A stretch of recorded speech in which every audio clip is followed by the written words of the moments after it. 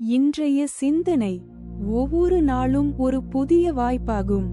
நேற்று என்ன நடந்தது முக்கியமல்ல, இன்று நீ எப்படி முன்னேறுகிறாய் என்பதே வாழ்க்கையின் வெற்றி.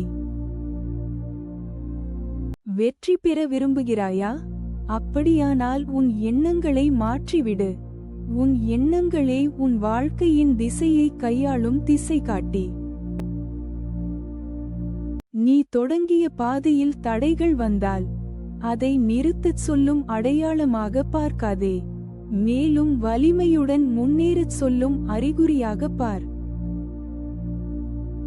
மன அமைதி என்பது வெளியில் கிடைக்காது, அது உன் உள்ளத்தில்தான் உள்ளது. உன் மனதை அமைதியாக வைத்துக்கொள், உலகம் தானாக அழகாக மாறிவிடும். இன்றைய நாள் உனக்காகவே உருவாக்கப்பட்டுள்ளது.